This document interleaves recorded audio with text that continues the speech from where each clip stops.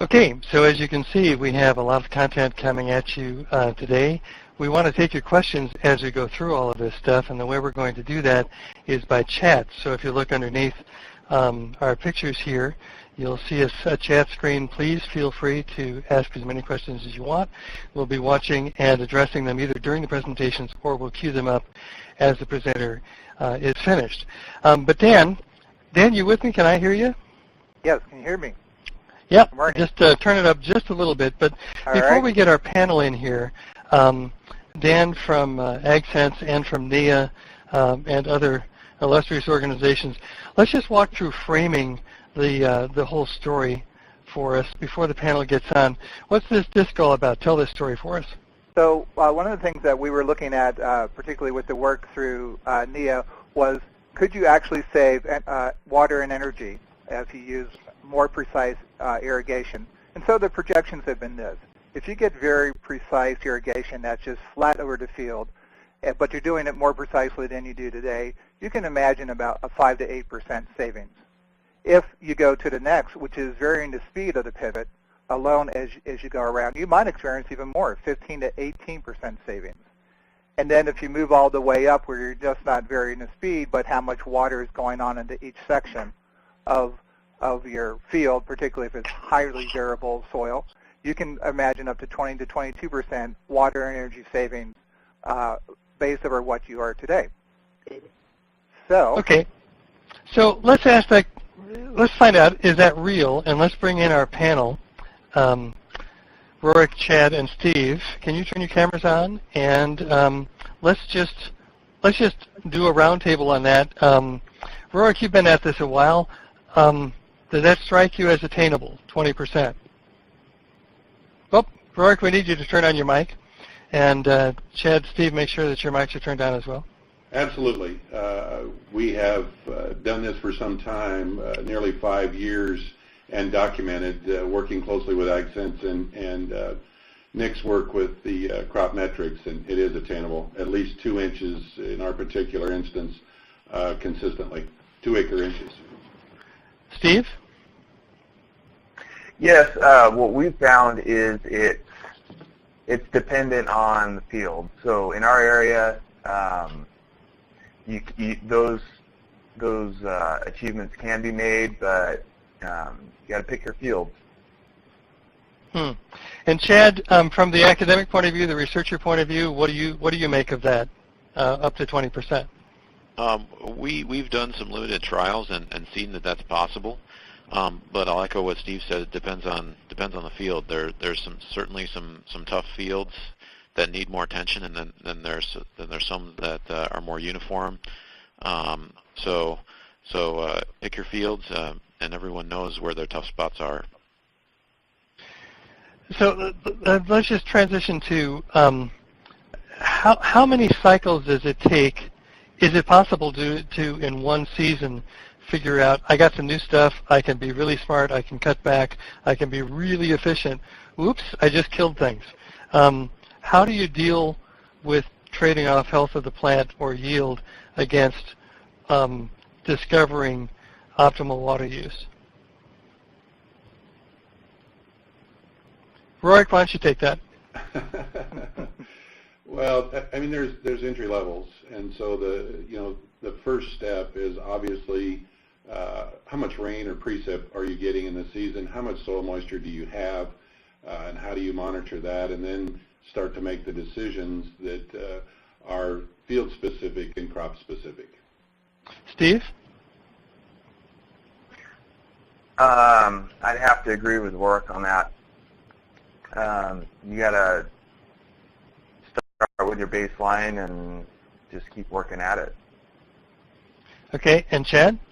I think it also depends on how good your digital infrastructure is. There's a lot of information that can go into making these decisions, and whether or not that capacity is built in is gonna affect your timeline. So Dan, back to you. You spent about 4 years working for an energy efficiency authority, trying to figure out what is the upside. Those were your figures. What questions do you have for these gentlemen before we move on to the next topic? well, none of these figures happen, right, unless you implement some different types of irrigation. So one of my questions, both for you, Rorik, and Steve, what's the biggest success you've had for the least amount of dollars you had to throw into it?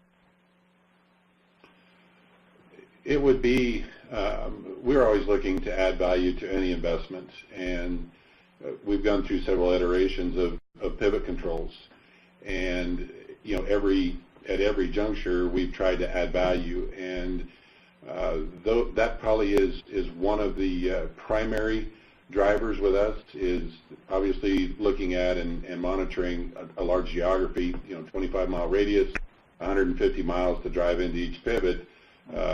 That pivot equipment is very helpful, but field level, assessing field level rain and soil moisture was an investment, but over time, developing that trend on what that's doing for your operation, it has been a great tool for us. How about you, Steve?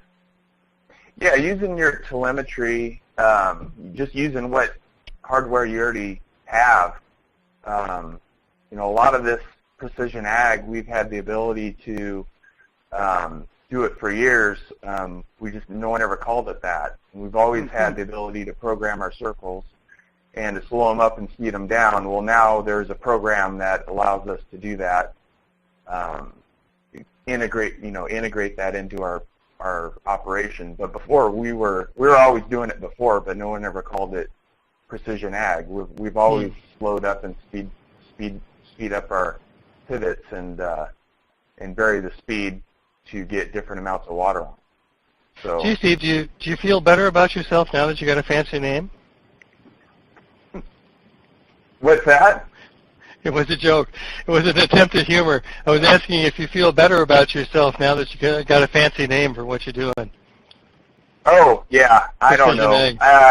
Yeah. I mean, farmers, they'll always find a way to do something, and down the road, someone will coin it a term, and yep. We've always been. So we have a question that just came in. I'm going to read it really quickly. What tools do you guys use to measure critical water, et cetera, that just disappeared? But and I'm going to just mention to the questioner and the audience, this panel is going to come back after every one of the vendor presentations, and so let's wait on that question. We'll see what the vendors put up, and we'll see how the panelists ask that. And panelists, when the vendors show you cool things, we want you to come back and say, yeah, I'm using that, or I do want to use it, or now that doesn't matter.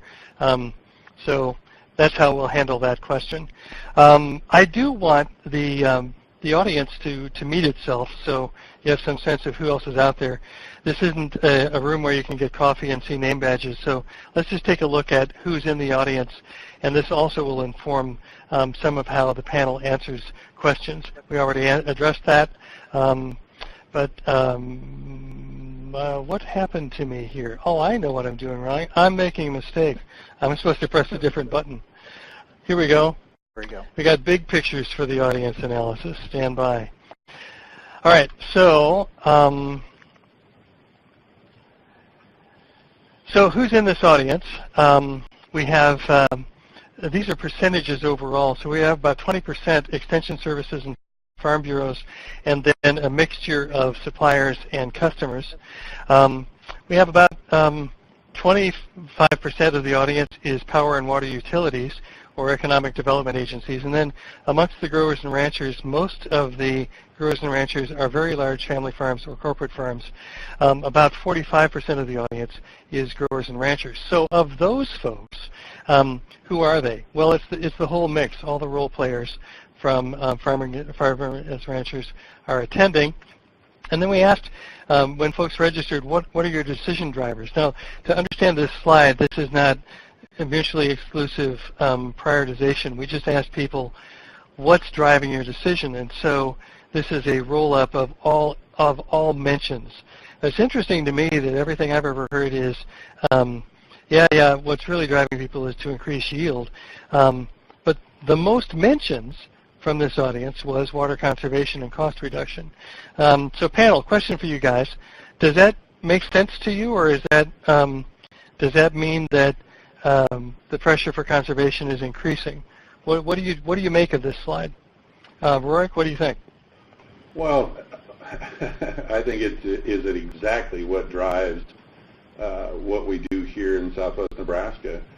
Regulation might move up the list a bit, but water conservation, we have no choice. We're highly regulated and also participating with energy load control. So that's a big deal. But water in particular, conservation and cost reduction, we're not competitive with rain-fed areas because of our infrastructure, irrigation, pivots, wells, energy, and it makes us less competitive in those, say the corn market and soybean market. So I think it's a great statement of just where we are today.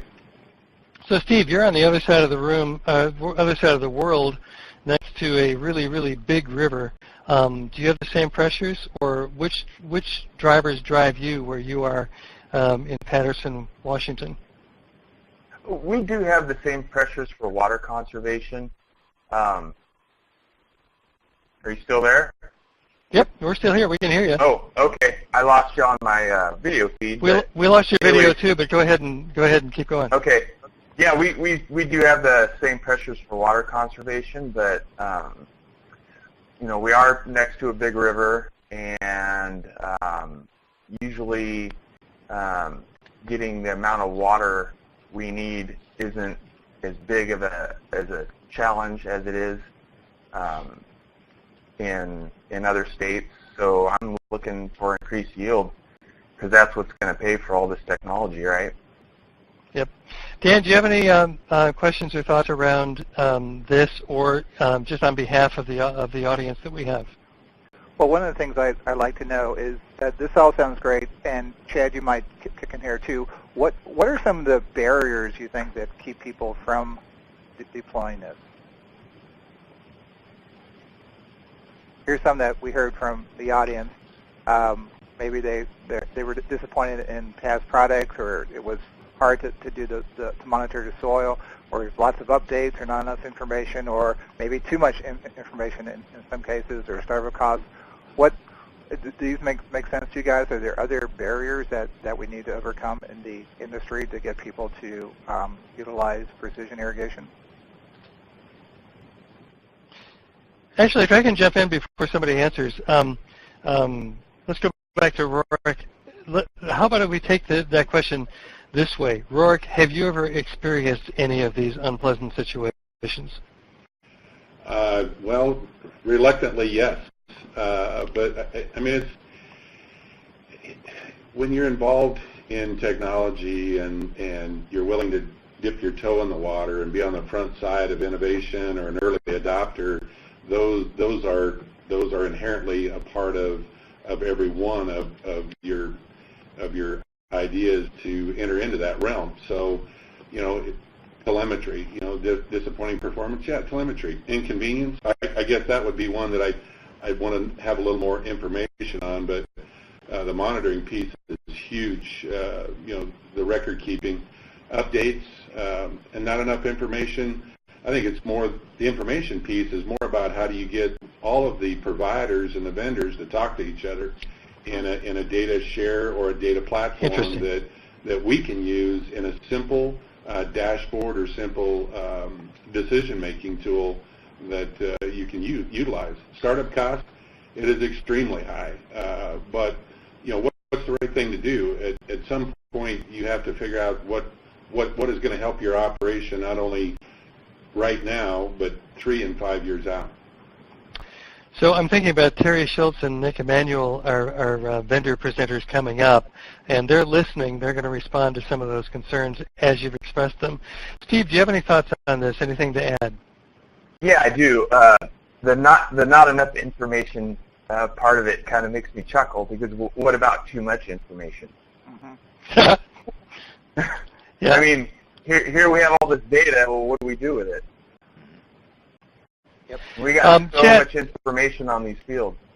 Chad, from the research point of view, do you see any wonderful magic bullets coming down, silver bullet, magic unicorns coming down the pike to take this away beyond what's visible in the market today? Perhaps, I'm more on the line with Steve on this, that you can get buried in information if you choose to do so, especially if you're looking for every advantage you can possibly find. There's satellites and flyovers, and the next generation equipment can produce enormous amounts of data. I'll be careful and say data, but data is not information, and information is not knowledge, and knowledge is not wisdom, right? So, and I assume everyone is after wisdom. I think there's some pretty cool things on the horizon, and they're not new in the market space, but they might be new to ag, and that's machine learning technologies and information condensing algorithms that help support quick and easy decision making and integrating multiple data streams. I'm pursuing that avenue in research right now to see if we can take piles of data and turn it into pearls of wisdom. Spoken like a genuine PhD candidate would say. Okay, that's great. Well, let's in case you've joined us late, I want to let you know that this panel is Rorik Pohlman, Chad Higgins, Steve Berg. So thank you, panelists, and let's just do one more question with you folks before we move along. Actually, I want to do two things, and this is just for the growers. So, Steve, what's the worst stranded investment you ever had? Gee, I wish I hadn't bought that thing. Or looked good, but a couple of years later, it was the wrong decision. This might surprise you, but the worst stranded investment I've had as far as integrating all these technologies is time. Time. Time to implement it. Okay, Rorik, what would you say? I echo that. Is one of my litmus tests is when they come into my office and I just start my watch. And you log into your website, you go into critical information, and at what point is there something that is meaningful to us? And at that point, I tell them to stop their watch. And it's generally at least 30 to about 90 seconds. And at that point, Steve and I both, if you take that times 40 or 50 pivots or fields or 300 fields, you can't do that. It's just not physically capable, and you're not going to spend that much time and run your operation. And it really does boil down to time. But that's a good message for our vendor partners to do everything they can in working together to reduce the amount of time that will take you guys to set things up and get it going. Well, they're off stage taking notes, and so we'll see how they respond to this when they come on stage. Here's our last question for panel before we get to the next phase. So anybody in the audience that's interested in getting started with precision irrigation or moving to the next step, you had them one-on-one, and you want to tell them the truth. What's the most important thing you have to say to another grower? Yeah, Steve, go ahead, take that. I'd say do your homework. There's a lot of vendors out there willing to help, but choose wisely. And Rorik? You believe. I would identify at least 2 or 3 fields and 2 or 3 different scenarios with 2 or 3 different crops. And same thing is engage the vendors, your level of comfort. If you've got a son or daughter involved in your operation, or a willing person to really dig down into that technology or that portion of precision agriculture, you don't expect that you have to do your whole operation. I think it's really helpful to experience that at a smaller level and then grow it outward. So that sounds like a true scientist. Chad, scientist, anything to add? What's your most important thing to say? Trust but verify. Have a mechanism in place by which you can verify the performance and your gains that you're getting. Okay, Dan, do you want to make any observations to wrap this up? Again, I think it's a matter of getting turning data into information, into knowledge and actionable things that you can do. And as Steve said, work with someone that you trust and verify. So it's time for a time check, and the truth is we have run off the rails. We're way over time, and I didn't want to cut this down because it was going to a good place. So we're going to have to find some time and recover it. I want to thank the panelists, and stick with us, panelists. We're going to do one more quick transition before we ask Terry Schultz of AgSense to join us. Terry, if you want to go ahead and turn your camera on, that would be great. But Dan's going to run us through a little bit of additional framing of the whole ecosystem just before we bring on our first presenter. Go ahead, Dan.